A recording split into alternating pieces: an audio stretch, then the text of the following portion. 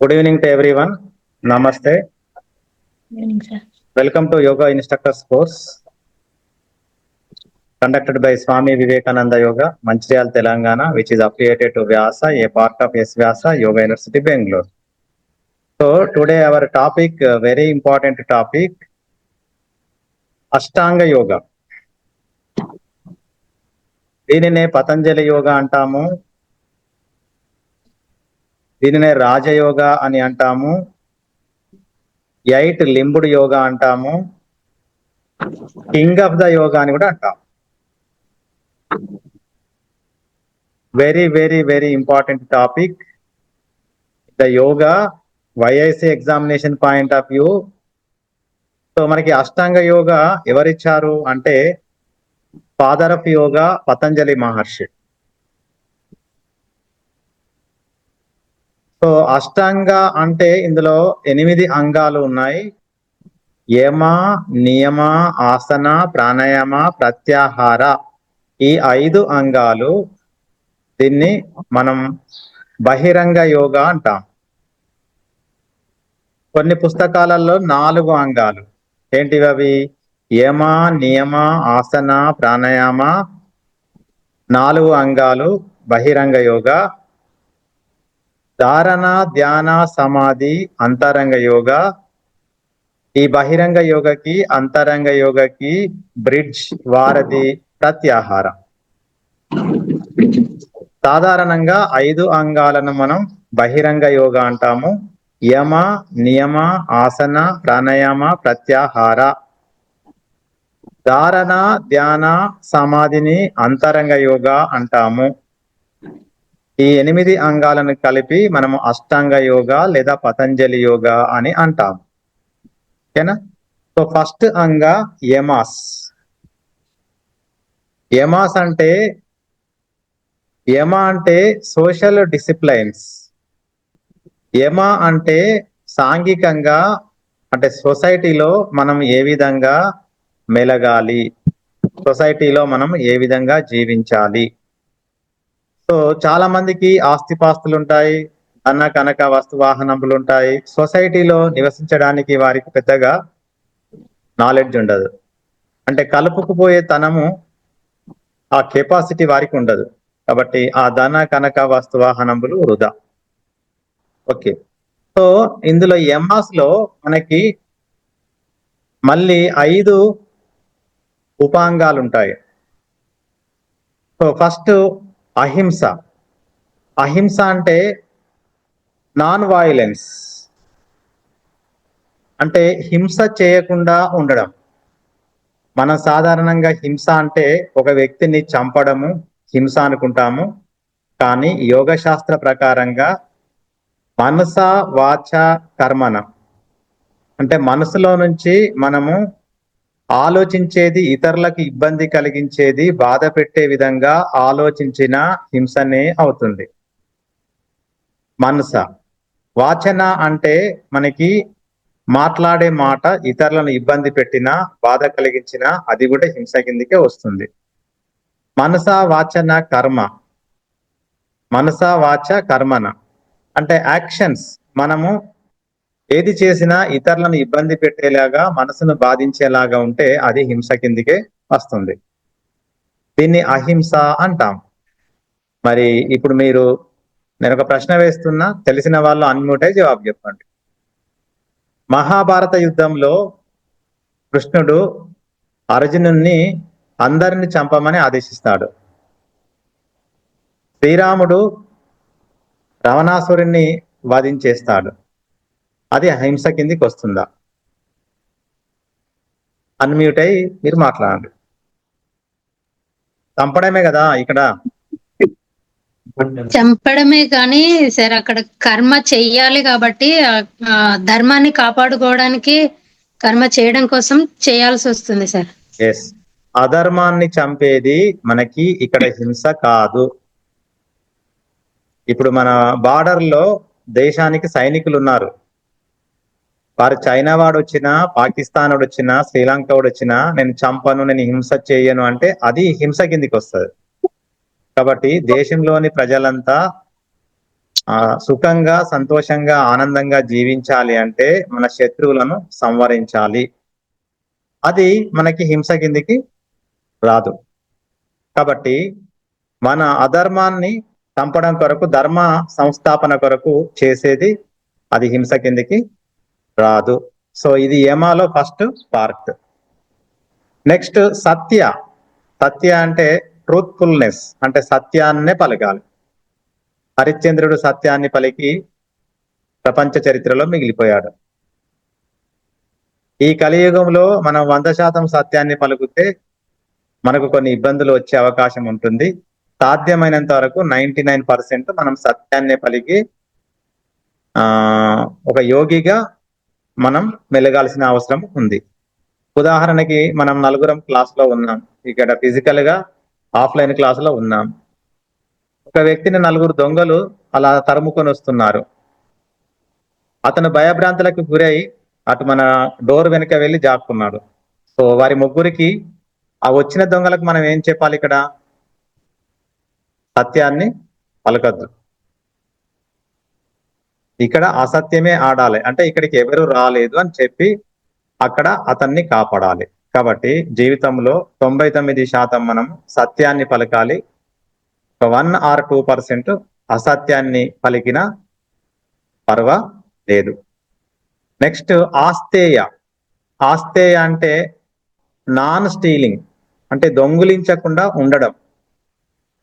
మనస వాచ కర్మన 3 రంగాలలో, అంటే మనసు రూపకంగా మనం దొంగలించేలాగా ఆలోచించొద్దు.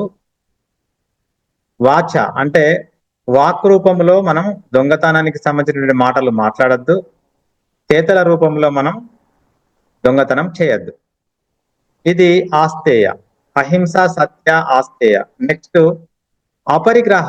అపరిగ్రహ అంటే మనం కూడబెట్టకుండా ఉండడం, అంటే కూడబెట్టుకోకుండా ఉండడం అంటే ఏంది? మనకు ఉన్న దాంట్లో సంతృప్తిగా జీవించడమే అపరిగ్రహ. ఉదాహరణకి మంచి ఫంక్షన్కి వెళ్ళాం, ఇప్పుడు మ్యారేజ్ సీజన్, అక్కడ ఎట్లాగో విందు భోజనం ఉంటుంది, రకరకాల మనకి వంటకాలు ఉంటాయి అని చెప్పి గొంతులకు వచ్చేదనక తినద్దు. గొంతులకు వచ్చేదనక తినద్దు. మనకు ఎంత తినాలో అంతే తినాలి. అదే మనకు జీర్ణమై శారీరకంగా, మానసికంగా మనకు శక్తిని ప్రసాదిస్తుంది.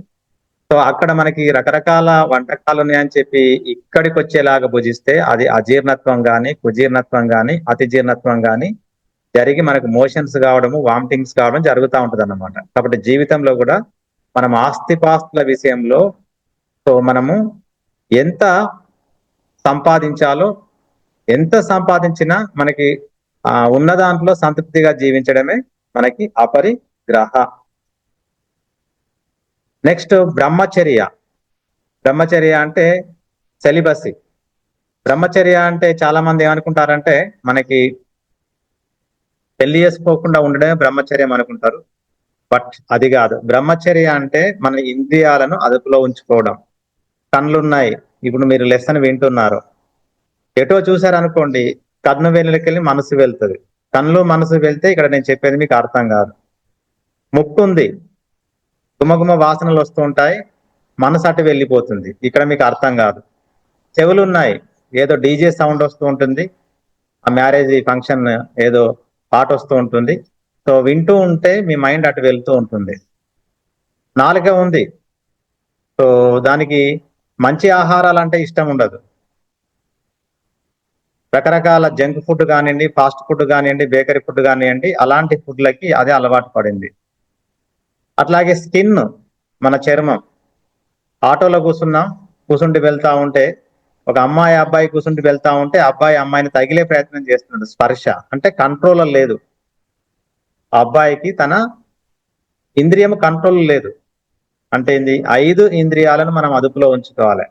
అంటే మ్యారేజ్ అయినా మనకి 5 ఇంద్రియాలను అదుపులో ఉంచుకొని మన జీవితాన్ని మనం కొనసాగిస్తే దాన్ని మనం బ్రహ్మచర్య అని అంటాం. సో ఇది యమ అండి. సో నియమాస్ అంటే మనకి సెల్ఫ్ డిసిప్లిన్, మనకి వ్యక్తిగతంగా మనం పరిశుభ్రంగా ఉండాలి. దీనిలో మనకి మళ్ళీ 5 ఉపాంగాలు ఉన్నాయి. శౌచ. శౌచ అంటే ప్యూరిటీ, ప్యూరిటీ ఆర్ క్లీన్లీనెస్. ఎక్కడ ప్యూరిటీ? శారీరకంగా ప్యూరిటీ ఉండాలి, మానసికంగా ప్యూరిటీ ఉండాలి. ఎవ్రీడే మనము మన శరీరాన్ని మంచిగా శుద్ధి చేసుకొని, ఫెయిర్ అండ్ లవ్లీ రాసుకొని, పౌడర్ వేసుకొని, బొట్టు పెట్టుకొని, దువ్వుకొని, మంచి నీట్ డ్రెస్ వేసుకుంటే ఇది శారీరకంగా క్లీన్లీనెస్, ప్యూరిఫికేషన్. కానీ మనసులో అన్ని దురాలోచనలు, కామ, క్రోధ, లోభ, మోహ, మద, మాత్సర్య, ఈర్ష్య, స్వార్థం, ద్వేషం, అన్యాయం, అమానత్వం, రకరకాల దురాలోచనలు మనసులో ఉన్నాయి. సో అది మనకు శౌచ కిందికి రాదు. సో శౌచ అంటే purification in physical level and mental level. మనసులో వచ్చే ఆలోచన, మాట్లాడే మాట, చేసే పని శుద్ధిగా ఉండాలి, పరిశుద్ధంగా ఉండాలి. దాన్ని మనం శౌచ అని అంటాం. నెక్స్ట్ సంతోష. సో సంతోష అంటే కాంటెంట్మెంట్, అంటే సంతృప్తి, అంటే మనకు ఉన్న దాంట్లో సంతృప్తిగా జీవించడం. మనకి బిర్లా 11 రూపాయల జీతంతో తను ఆ జీతాన్ని ఆస్వాదిస్తూ, అనుభవిస్తూ, సంతృప్తిగా, సంతోషంగా ఆ 11 రూపాయల జీతం చేస్తూ ఆ పనిలో నైపుణ్యాన్ని సంపాదించి ఇప్పుడు కొన్ని వేల పరిశ్రమలు స్థాపించి కొన్ని లక్షల మందికి జీవనోపాధి కలిగిస్తున్నాడు బిర్లా 11 రూపాయలకు. కాబట్టి చేసే పనిలో సంతృప్తిగా ఉంటూ ఆ పనిలో నైపుణ్యాన్ని నేర్చుకోవడమే మనకి సంతోష. నెక్స్ట్ మూడవ ఉపాంగము తపస్సు. అంటే మనం ఏదైనా ఒక లక్ష్యాన్ని నిర్దేశించుకుంటే ఆ లక్ష్యము ఛేదించే వరకు తపస్సు తీసుకోవాలి, దీక్ష తీసుకోవాలి. అందుకే ఏపీజే అబ్దుల్ కలాం గారు చెప్పారు, కలలు కనండి, కలలను సాకారం చేసుకోండి. నీకు నిద్రలో వచ్చేది కల కాదు, నీకు నిద్రపోకుండా చేసేదే కళ అని ఏపీజే అబ్దుల్ కలాం గారు చెప్పారు. కాబట్టి ఏదైనా మంచి లక్ష్యాన్ని నిర్దేశించుకుంటే ఆ లక్ష్య సాధన కొరకు నువ్వు తపస్సు చేస్తూ ఉండాలి. అంటే నిరంతరం దాని గురించే ఆలోచిస్తూ ఉండాలి, దాని గురించే పని చేస్తూ ఉండాలి. సో సాధించే వరకు విశ్రమించకుండా, నిద్రపోకుండా మనం ఆ లక్ష్య సాధన కొరకు దీక్ష తీసుకోవడం మనం తపస్సు అంటాము. ఓకే, శౌచ, సంతోష, తపస్. స్వాధ్యాయ. స్వ అంటే నేను, అధ్యాయ అంటే చదువుకోవడం, తెలుసుకోవడం. అంటే స్వ అధ్యాయ, ఎవరి గురించి వారు అధ్యాయం చేయడం. నేనెవరు 100 years బిఫోర్, 100 years తర్వాత ఎక్కడ ఉంటా, ఎట్ ప్రజెంట్ సిచ్యువేషన్ నా జీవితం ఏంటి, ఇది మాయాలోకమా లేకుంటే నిజమైన లోకమా, ఇది మాయా జీవితమా లేకుంటే నిజమైన జీవితమా అని తెలుసుకోవడము స్వాధ్యాయ. నెక్స్ట్ 5th ఉపాంగ ఈశ్వర ప్రణిధాన. ఈశ్వర ప్రణిధాన అంటే దేవునికి సరెండర్ అయిపోవాలి. అంటే ఏది చేసినా దేవుని కొరకే అనుకోవాలి, ఫలితం ఏది వచ్చినా దేవుని అనుకోవాలి. ఈ ప్రపంచంలో, ఈ సృష్టిలో మనలో ఎవ్వరు ఏమి చేయలేరు. ఈ పని చేస్తున్న ఫలాని పని అది దేవుని కొరకే అనుకోవాలి. ఫలితం వస్తుంది పాజిటివ్ ఆర్ నెగిటివ్, ఏదొచ్చినా దేవుంది అనుకుంటే నిన్ను ఎవరు ఏమి చేయలేరు. సో ఈ 5 ఉపాంగాలు కలిపి మనకు నియమ అంటే self discipline. Next very important అంగ ఆసన. ప్రపంచంలో యోగా అంటే ఆసననే అని అనుకుంటున్నారు. ఇక ఏం లేదనుకుంటున్నారు. యోగాసన అనేది తలకి ఎన్ని వెంట్రుకలు ఉన్నాయో ఆ వెంట్రుకల్లో ఒక వెంట్రుక ఆసన అంతే. మిగతా వెంట్రుకలు, ఇంకా మిగిలిన వెంట్రుకల మందం అంతా యోగా ఉంది. అది ప్రపంచము, అది ఒక మహాసముద్రం అన్నమాట. కాబట్టి సో మూడవ అంగము మనకి ఆసన. ఆసన అంటే ఏమి లేదు, పోస్చర్. పోస్చర్ అంటే ఏమి లేదు, శరీరాన్ని ఒక భంగిమలో కదలకుండా ఉంచడం. సో ఇందులో ఫస్ట్ పతంజలి మహర్షి ఏం చెప్పిండంటే స్థిరం సుఖం ఆసనం చెప్పిండు. స్థిరం సుఖం ఆసనం. సో స్థిరం అంటే స్థిరంగా ఉండాలి, కదలకుండా ఉండాలి, స్టడీగా ఉండాలి. సుఖం అంటే నువ్వు కదలకుండా ఉన్నప్పుడు అది నీకు సుఖాన్ని కలిగించాలి, సంతోషాన్ని కలిగించాలి, ఆనందాన్ని కలిగించాలి. స్థిరం సుఖం. ఆసనము అంటే పోస్చర్, అంటే శరీరాన్ని ఒక భంగిమలో ఉంచడం. ఇది మనకి పతంజలి మహర్షి చెప్పినటువంటి ఫస్ట్ యోగాసనాస్కు సంబంధించినటువంటి ఫస్ట్ సూత్ర, స్థిరం సుఖం ఆసనం. ఓకేనా? సో నెక్స్ట్ మనం మొదలే యోగాలకు వచ్చాము. ఒక ఆసనం వేస్తుంటే మన శరీరము ఊగుతా ఉంటుంది, వణుకుతా ఉంటుంది, స్లిప్ అవుతా ఉంటుంది. సో అప్పుడు ఏం చేయాలని చెప్పిండు పతంజలి మహర్షి? స్థిరం సుఖం ఆసనం అని చెప్పాడు. బాబు, స్థిరంగా ఉండే ప్రయత్నం చేయి. ఆ స్థిరంగా ఉన్నప్పుడు సుఖంగా ఉండే ప్రయత్నం చేయి. ఆ స్థిరంగా సుఖంగా ఉన్నప్పుడు నువ్వు కదలకుండా ఒక భంగిమలో ఉంచు నీ శరీరాన్ని. అది ఆసనం అని చెప్పాడు. ఓకేనా? సో మనం కొత్తగా వచ్చినప్పుడు మనకు ఎట్లాగూ మనం ఉండలేము, స్థిరంగా ఉండలేము, సుఖంగా ఉండలేము, శరీరాన్ని ఒక భంగిమలో ఉంచి ఉండలేము. సో వెంటనే పతంజలి మహర్షి ఏం చెప్పిండంటే సెకండ్ సూత్ర, ప్రయత్న శైథిల్య అనంత సమాపత్తిభ్యాం. ప్రయత్న శైథిల్య అనంత సమాపత్తిభ్యాం. ప్రయత్న అంటే ఎఫర్ట్, అంటే కావాలనే మనం ఎఫర్ట్ పెట్టండి. శైథిల్య అంటే రిలాక్సింగ్. ప్రయత్న శైథిల్య అనంత అంటే ఎండ్లెస్. ఎండ్లెస్. సమాపత్తిభ్యాం మెర్జింగ్ ఆర్ కోయిన్సైడ్. అంటే ఎఫర్ట్ తోటి నువ్వు ఒక ఆసనము పదే పదే చేస్తూ ఉంటే నీకు ఎండ్లెస్ రిలాక్సేషన్ ఇస్తుంది. అది ఎండ్లెస్ రిలాక్సేషన్ అంటే అనంతమైనటువంటి ఆనందాన్ని కలిగిస్తుంది. ఇది సెకండ్ సూత్ర, ప్రయత్న శైథిల్య అనంత సమాపత్తిభ్యాం. ఓకేనా? సో నువ్వు ఆసనాలు సాధన చేస్తూ చేస్తూ చేస్తూ చేస్తూ పోయిన కొద్దీ ఒక ఆసనంలో 5 నిమిషాలు కదలకుండా స్థిరంగా ఉంటావు. అప్పుడు నీకు అదొక ఆనందాన్ని కలిగిస్తుంది. ఇంకా సాధన చేస్తూ సాధన చేస్తూ సాధన చేస్తూ సాధన చేస్తూ పోతూ ఉంటే మూడవ సూత్రం చెప్పాడు, తతో ద్వంద్వ అనభిఘాత. తతో ద్వంద్వ అనభిఘాత. తతో అంటే ఫ్రమ్, ద్వంద్వ అంటే డ్యూయల్స్, అంటే లాభాల్లో కానివ్వండి, నష్టాల్లో కానివ్వండి, ఉష్ణంగా ఉన్నప్పుడు కానివ్వండి, చలిలో ఉన్నప్పుడు కానివ్వండి, ఎక్కడన్నా కానివ్వండి, జయాల్లో కానివ్వండి, అపజయాల్లో కానివ్వండి, ఏ పొజిషన్ లో ఉన్నా నువ్వు ఆసనంలో స్థిరంగా కొన్ని గంటల తరబడి ఉండగలుగుతావు. అంటే నిన్ను ద్వంద్వాలు ఏమి చేయవు. నువ్వు నిజంగా యోగా సాధకురాలివైతే, యోగా సాధకునివైతే ఒక ఆసనంలో ఉంటే కదలకుండా పులి వచ్చినా, సింహం వచ్చినా, పెద్ద పాము వచ్చినా నిన్నేమి చేయదు. అంటే కదలకుండా ఉండాలి, కదిలితే చంపేస్తుంది. పాము వచ్చి చెట్టుకు పాకుతా ఉంది. ఎందుకు చెట్టుకు పాకుతా ఉంటే చెట్టు కదలదు. అట్లాగే నువ్వు చెట్టులాగా స్థిరంగా ఉంటే నీకు పాకిపోతుంది పాము. అదే పెద్ద పులి గాని సింహం గాని వచ్చినప్పుడు స్థిరంగా కూర్చో, అది ముక్కుతోటి వాసన చూసి వెళ్తది, అంతే తప్ప కదిలితే అవుట్. కాబట్టి తతో ద్వంద్వ అనభిఘాత.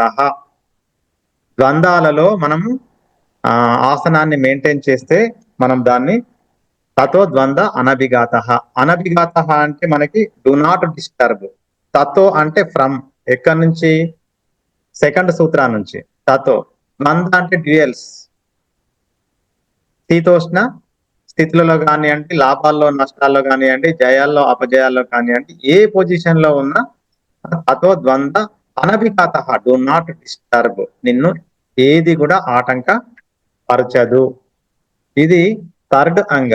ఇంకా మీరు ఆసనాల గురించి మాట్లాడాలంటే మనకి ఆసనాలు 4 టైప్స్ ఉన్నాయి.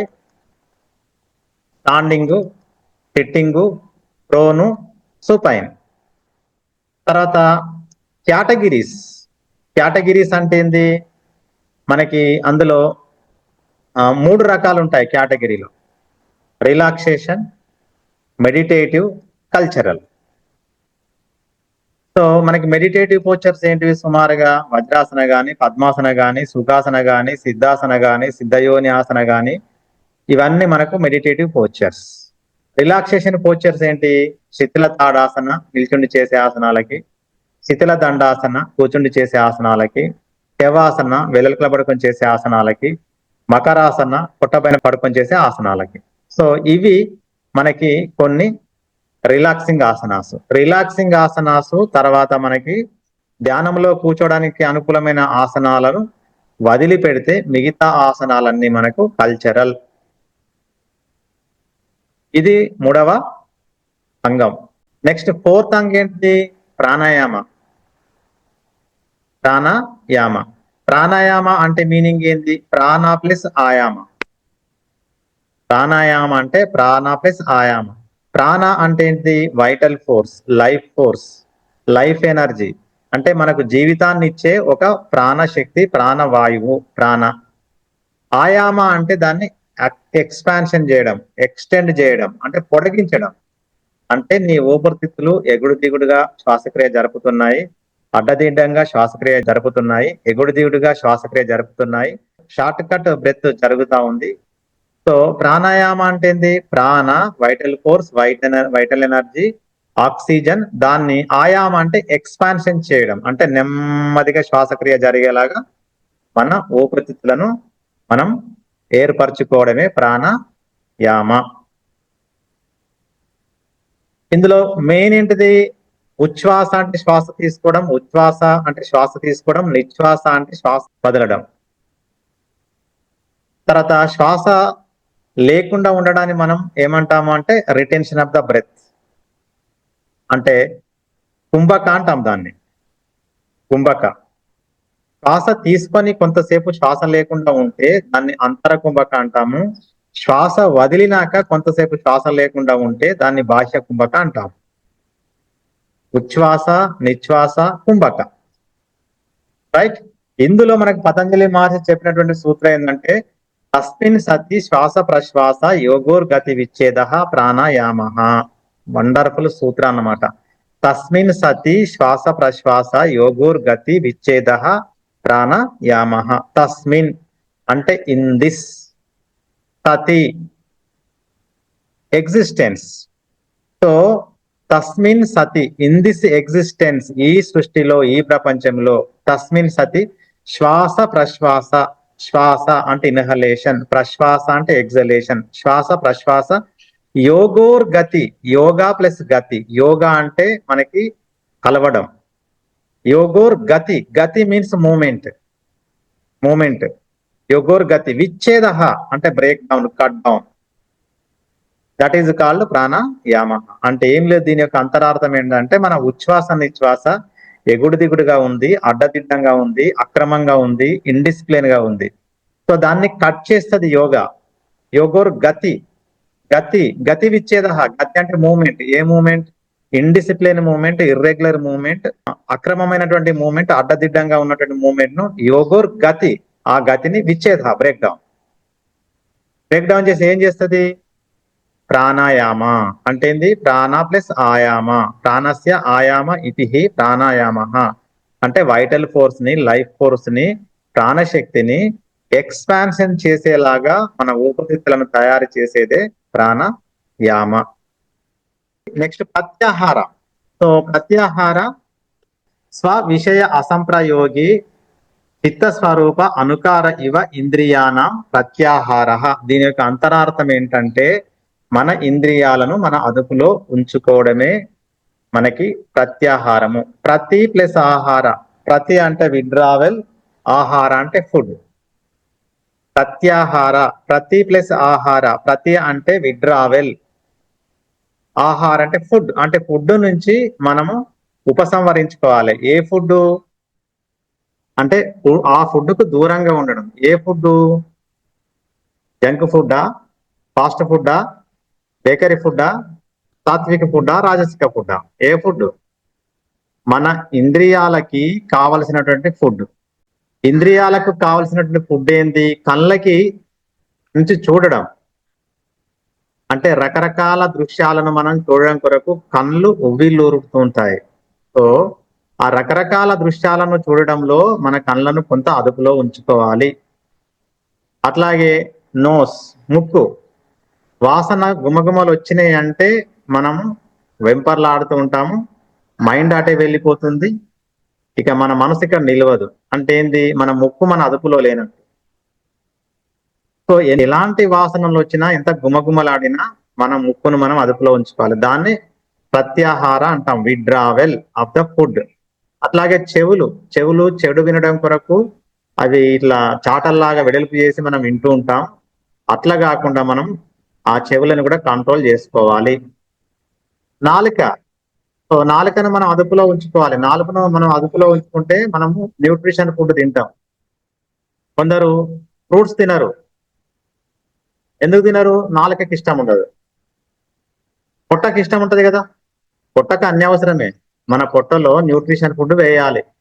దాంట్లో మనకి ప్రోటీన్స్ ఉండాలి, కార్బోహైడ్రేట్స్ ఉండాలి, ఫ్యాటీ యాసిడ్స్ ఉండాలి, విటమిన్స్ ఉండాలి, మినరల్స్ ఉండాలి, ఫైబర్ ఉండాలి, సరైన మోతాదులో నీరు ఉండాలి. ఇవన్నీ పొట్టలో వేస్తే మనకి న్యూట్రిషన్ ఫుడ్, మన బ్రెయిన్ షార్ప్ గా పనిచేసి, మైండ్ షార్ప్ గా పనిచేసి జీవితంలో గొప్ప గొప్ప కార్యాలు సాధిస్తాం. అట్లా కాకుండా నేను ఇది తినను, నేను అది తినను అని చాలా మంది భీష్మించుకొని కూర్చొని ఇంట్లో చిన్నప్పుడు పిల్లలకు మనం అలాగే అలవాటు చేస్తే రేపు శ్రీ చైతన్యకో నారాయణకో పోయినాక అక్కడ పెట్టే ఫుడ్ తినడు కాబట్టి బ్రెయిన్ సక్రమంగా పనిచేయదు. బ్రెయిన్ సక్రమంగా పనిచేయదు కాబట్టి సరైన మార్కులు రావు. అట్టర్ ఫ్లాప్ అయి ఇంటికి వచ్చేటోళ్ళు చాలా మంది ఉన్నారు. కాబట్టి నాలుకను మనం అదుపులో ఉంచుకోవాలి. అట్లాగే స్కిన్, ఆటోలో కూర్చుంటే ఇద్దరు ఒక అబ్బాయి అమ్మాయి పోతా ఉంటే అబ్బాయికి అమ్మాయిని తగులాలి అని వానికి ఆ స్కిన్, ఆ ఇంద్రియము ఉవ్విల్లురుతా ఉంటది. తగిలిన తర్వాత వానికి దెబ్బలు అవుతాయి. సో ఇట్లా మనకి 5 ఇంద్రియాలను వాటి యొక్క ఫుడ్ ను మనం ఉపసంహరించుకోవాలి. దాన్ని మనం ప్రత్యాహార అంటాము. సో ఇది 5 అంగాలను మనం సాధారణంగా బహిరంగ యోగా అని అంటాము. నెక్స్ట్ ధారణ, 6వ అంగ ధారణ. ధారణకి పతంజలి మహర్షి చెప్పినటువంటి సూత్రం ఏంటి? దేశబంధ చిత్తస్య ధారణ. దేశబంధ చిత్తస్య ధారణ.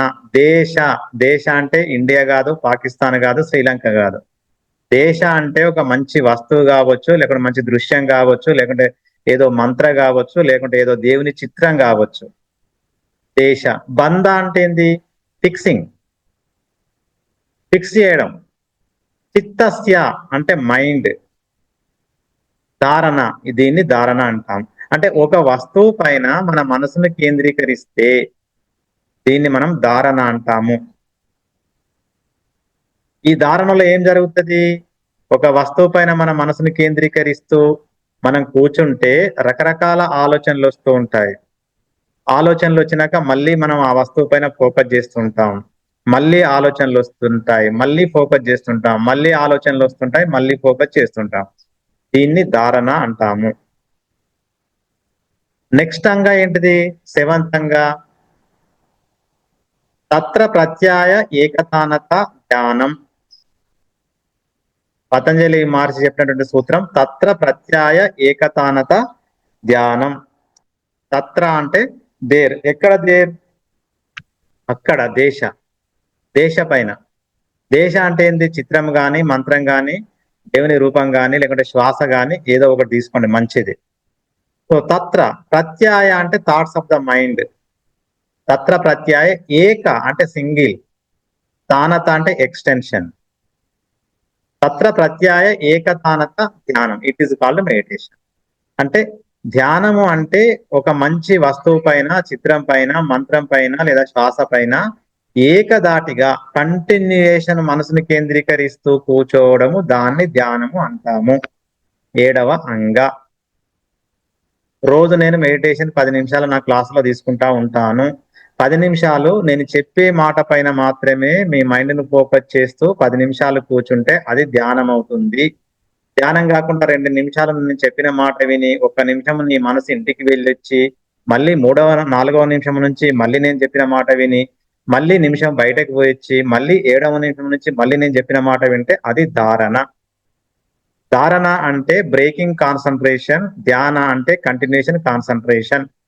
ఒక గ్లాసులో నీరు తీసుకొని ఇంత ఎత్తు నుంచి జార విడిస్తే నీరు ఎక్కువగా స్ప్లిట్ అవుతూ ఉంటుంది,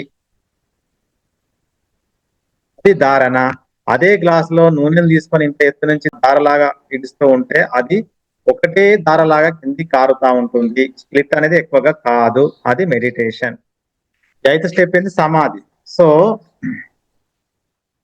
తదే వార్త మాత్ర నిర్భాసం స్వరూప శూన్యమివ సమాధి. అంటే తద్ అంటే మనకి దట్, తదేవ అంటే తద్ ప్లస్ ఇవ. తద్ అంటే దట్, ఇవ అంటే దస్, అర్థ అంటే మీనింగ్, తదేవార్త, మాత్ర అంటే ఓన్లీ. తదేవార్త మాత్ర నిర్భాసం షైనింగ్, మెరవడం.